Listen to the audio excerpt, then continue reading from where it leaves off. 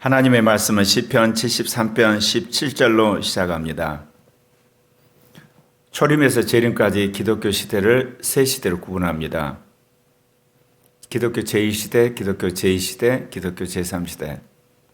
기독교 제1시대는 주님 승천하신 이후부터 기독교가 공인될 때까지죠. 주님의 지상 명령을 받아서 곧 주님이 오실 줄 알고 지중해 연안을 돌아다니면서 열심히 복음을 전했습니다. 그것 때문에 죽기도 하고 감옥 가기도 하고 두들겨 맞기도 하고 가문에 쫓겨나기도 하고 그야말로 그 고통과 어려움을 당해도 주님의 재림을 생각하면서 열심히 복음을 전해서 노마저교 복음하죠. 기독교 제2시대는 AD 313년 기독교가 공인돼 가지고 1945년 2차 대전이 끝날 때까지 국가가 독점적으로 기독교를 보호합니다. 그래서 기독교가 유럽 대륙의 기독교가 되고 서양의 기독교가 되고 나중에는 5대양 6대제에 예수의 복음이 전파되는 시기죠. 기독교가 이제 전 세계 가운데 퍼져야 되기 때문에 하나님은 강권적으로 국가와 자본주의 체제를 통해서 예수의 복음을 전 세계에 알린 겁니다. 기독교 제3시대는 이제 열방의 기독교 시대가 시작돼서 주님 재림할 때까지죠. 그런데 이 시대의 특징은 성령이 모든 교회 가운데 역사를 해서 사람들로 하여금 영적인 신앙, 성령 충만함, 그리고 성경을 성취하게 하고 세계 선교를 완료하게 하고 특별히 사단의 권세를 꺾어서 주님의 발등상 되게 하고 그리고 창조의 모든 진리가 드러나게 되고 그리고 또한 거룩한 하나님의 사람 14만 4천의 수가 이제 마지막 충만하게 되는 그런 시기죠. 그래서 이스라엘 돌아오게 되는.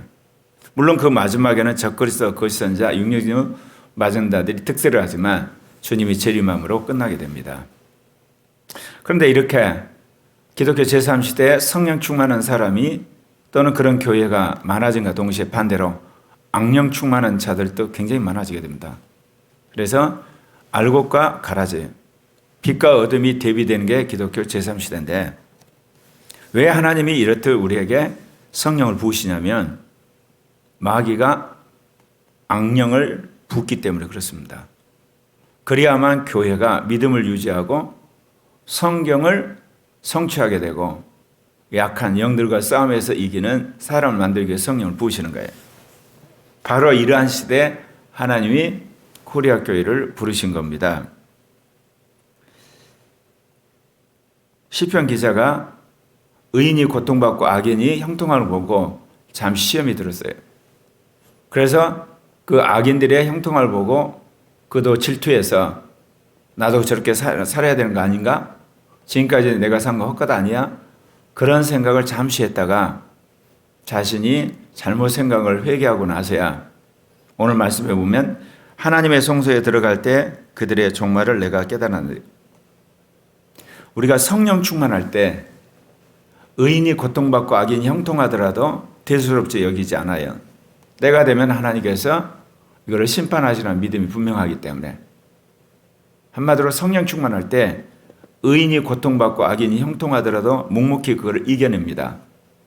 그래서 내가 주님 나라에서 면류관의 주인공 되고 정말 별같이 빛나는 주님의 백성이 될 거란 확고한 믿음이 있기 때문에 그냥 그걸 이겨냅니다. 그런데 우리가 성령이 소멸이 되면 거꾸로 악인들의 형통함을 부러워하고 의인들이 고통받는 걸 견디지를 못하는 거예요.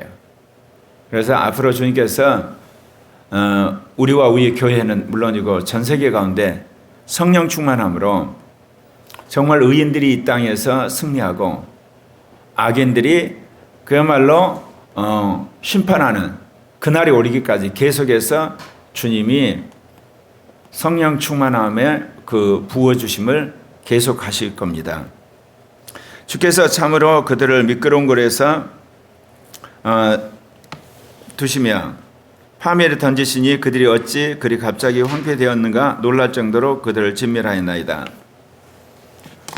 선도 그래요.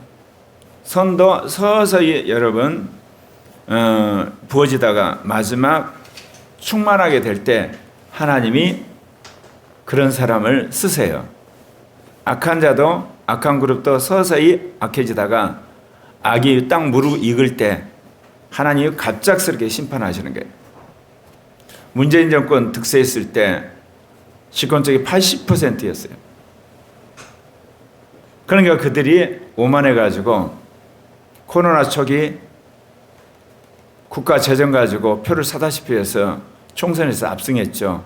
참 좋았죠. 근데 어떠나요 지금? 30만 나중에 100만까지 가는 코로나 방역의 실패, 이게 심판으로 이어집니다. K방역 성공했다고 그 난리를 치더니 이게 뭐야?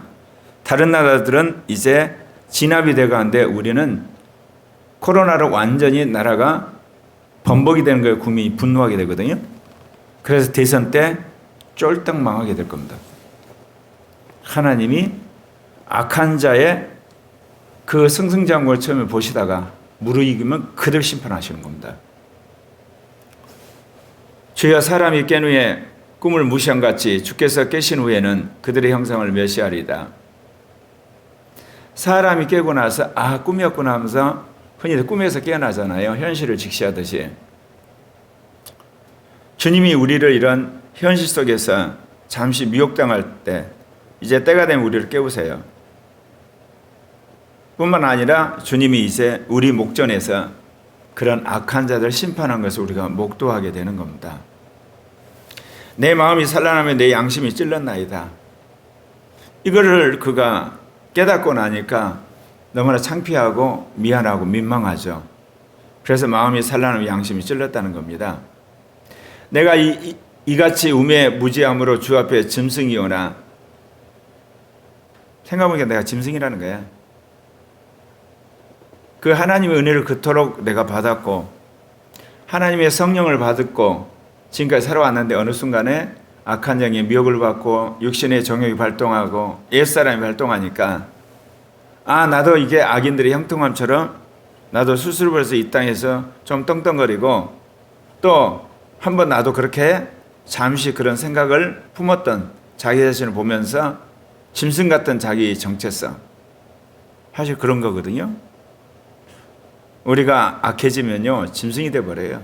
어쩌면 짐승보다 더하죠.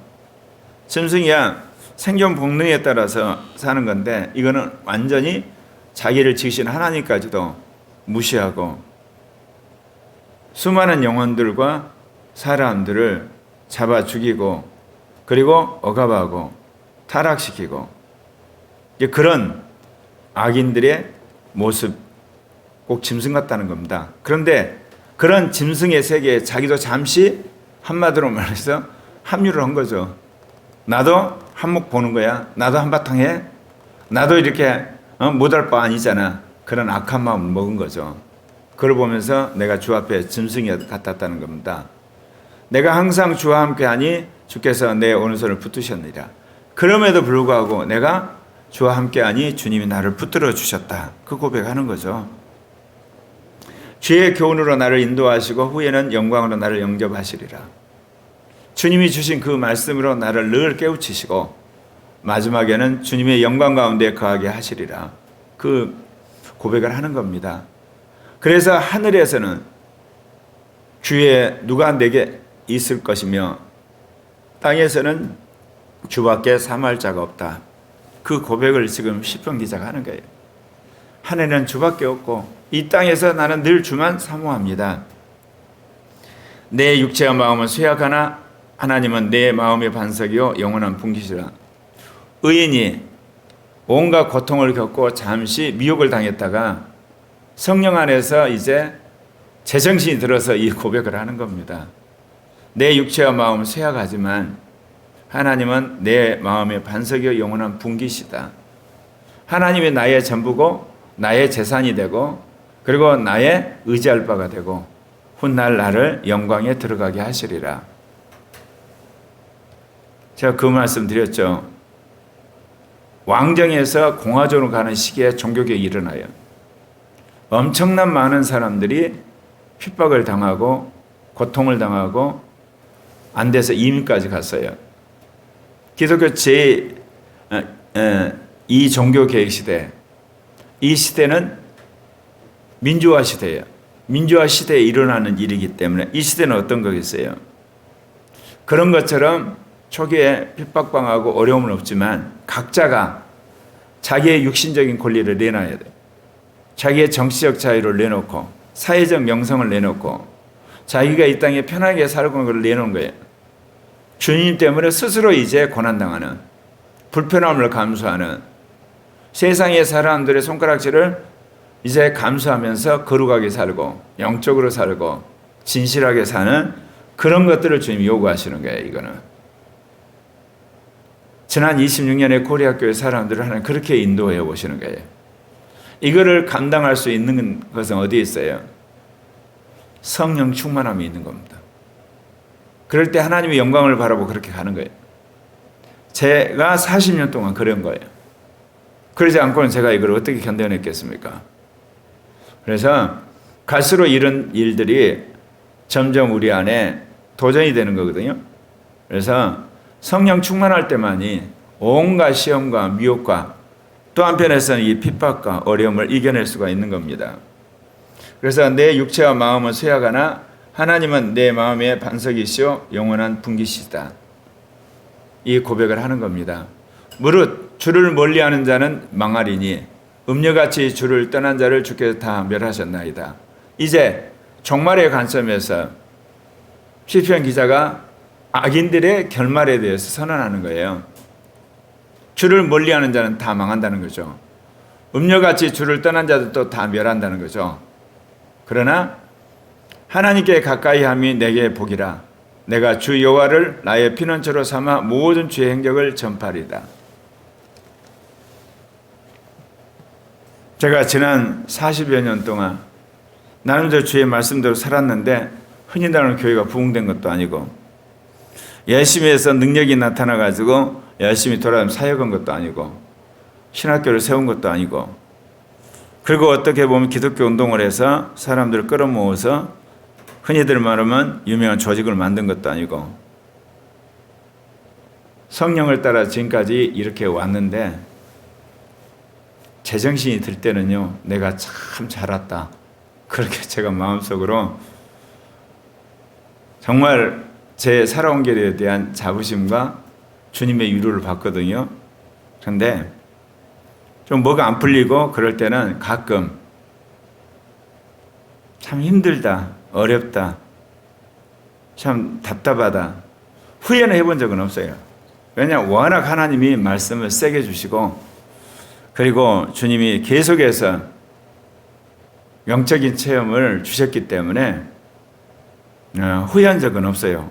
잘못 인생 살아왔구나 그런 생각은 없는데 실수한 거, 오류를 범한 거, 내가 오만했던 거, 잠시 헛생각했던 부분에 대한 피드백을 하는데 성령 충만한 것만이 사단의 모든 미혹을 방지할 수 있고요. 또 그렇게 잠시 빠졌더라 다시 돌아와서 주님을 끝까지 믿고 정진할 수가 있는 겁니다. 다른 거하고 위로를 받을 수가 없어요. 우리는 지금까지 천국에 대한 대형문들이 참 많아요. 돈, 명예, 편안함, 안락함, 인기, 지식, 무슨 지위, 조직, 명성 이게 사실 천국의 대형물이에요. 천국이 아니거든요. 여러분 요즘 기억하시나요? 예수님 복받는다냐고 쏙 들어갔죠. 이게 시대적인 메시지였지 영원한 메시지 아니었어요. 예수님 복받는 이야기하면 사람들이 이제 아예 그거 들으려고도 않죠. 현실이 너무 어려우니까. 영원한 여러분 우리에게 주는 위로는 성령이 함께 하심이에요. 어떤 상황에서도 핍박을 받는 상황에서도 하나님이 축복하는 상황 속에서도 그리고 결단을 해야 되는 순간에서도 성령 안에서 우리는 위로를 받고 그분의 인도 속에서 하나님 나라를 경험하고 사는 거예요. 제가 늘 그런 삶 속에서 그걸 깨닫죠. 성령이냐 돈이냐, 성령이냐 명예냐, 성령이냐 지식이냐, 성령이냐 성공이냐, 성령이냐 조직이냐, 성령이냐 사람들이냐, 그것을 저를 모든 걸 이기게 한 거예요, 지금까지. 그리고 그 안에는 주님이 주셨던 그야말로 이루 말할 수 없는 수많은 말씀들이 나를 이제 옛사람에서 새사람을 만들어 오면서 그렇게 된 겁니다. 그래서 어제는 그런 이야기를 했죠. 이제 어린아이나 청소년, 청년, 장년을 보는 관점도 이제 바뀌었어요. 믿음이 생긴 거예요. 하나님께서 전 세계는 물론이고 아시아, 한국, 정말 이거를 제3의 기독교 새로운 임마누엘 운동을 이끌어갈 사람을 주님이 세우실 거라는 믿음이 생긴 거예요. 그러니까 사람 믿음이 없으니까 열심히 하고 그렇게 분투하고 걱정했죠. 심지어 나라도 주님이 반듯하게 세워서 문화 제국을 하나님 세우실 거다. 그러니까 지금까지는 한마디로 말해서 하드 제국, 총칼과 지배하는 제국이었는데 인류 역사상 마지막으로 부드러운 제국, 문화 제국을 주님께서 세우셔서 한국이 전 세계 모든 나라에 엄청난 문화적 쇼크, 디지털 쇼크, 네트워크 쇼크를 통해서 윈윈하게 하는 나라 중심이 되면서 한국의 선교사들을 통해서 임마누엘의 복음을 전하게 한다는 그런 마음의 확신들이 와요. 이리 하나님 우리를 먼저 부르셔서 그 모델과 그들이 어떻게 해야 될 것을 우리가 먼저 경험하고 그걸 훈련한 날이 눈앞에 와 있습니다. 그거를 여러분이 먼저 믿고 먼저 우리가 살고 그래야 되겠죠? 계속해서 남은 기간 대선을 놓고 기도하고 코리아 교회가 서로 사랑함으로 성령 충만한 공동체가 되도록 기도하십시다.